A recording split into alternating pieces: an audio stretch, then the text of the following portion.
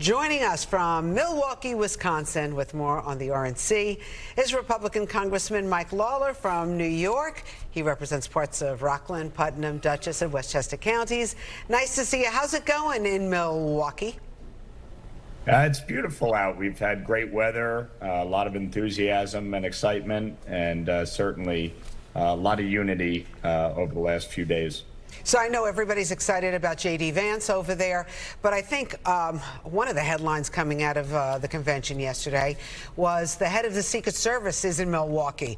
What happened? What's the latest on that investigation into the shooting? Well, obviously, Rosanna, as more information comes out, it's deeply disturbing.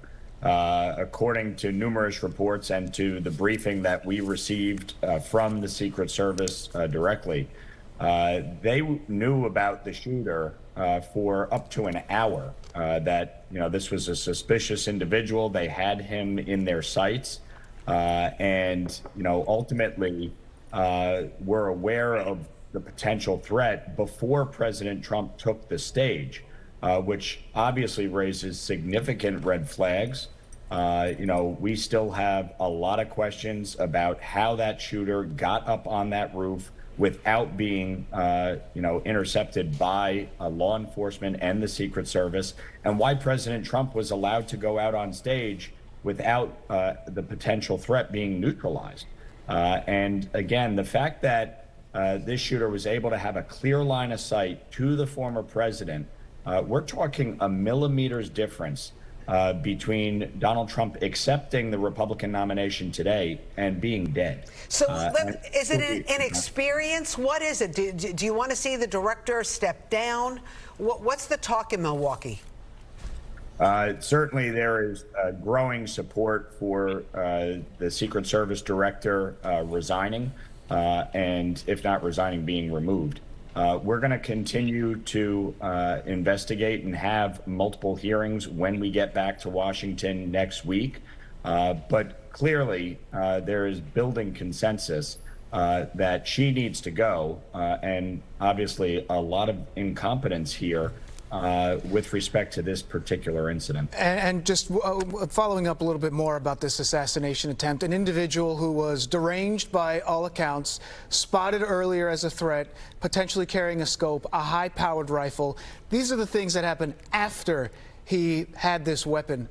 Is there anything that can be done with what happened before he got the weapon? I mean, how he got the weapon in the first place, how this person was able to put himself in this position to take this shot at the former president? Well, obviously from all reports thus far, the weapon was legally purchased by his father. We will get more information as to that. And my biggest issue here, mental health.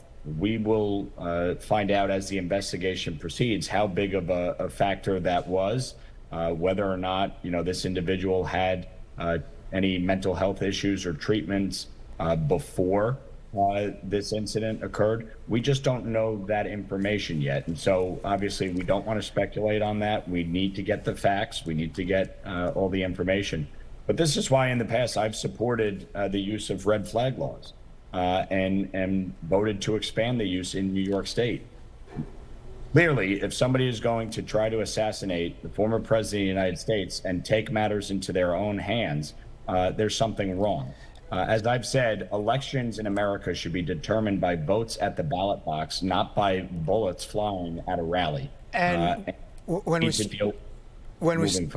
speaking about former President Trump, he will, of course, address the RNC tonight.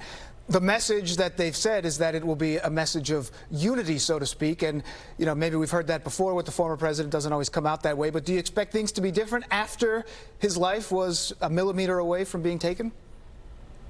Absolutely. Look, I think anybody who goes through that experience, is impacted by it. And I think as a nation, we should be shocked, to our core that this was allowed to happen. And I think all of us, Republicans and Democrats, need to come together behind a simple premise.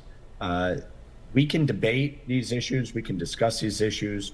At the end of the day, The voters will decide the outcome of our election in November, and our democracy will endure no matter who wins. We've endured for 248 years, and we will continue to endure. And I think it's incumbent upon everybody to tone down the rhetoric, focus on the issues impacting the American people and what our proposed solutions are to solve it, rather than demonizing each other or the other party. It doesn't help anybody. The bottom line here is we have a lot of challenges facing our country, from the economy to the border to national security challenges, and it's incumbent on all of us to unify behind solutions and a positive dialogue, and President Trump has that opportunity tonight. All right, we'll be watching. Congressman Mike Lawler, thank you for talking with us this morning. Thanks for having me.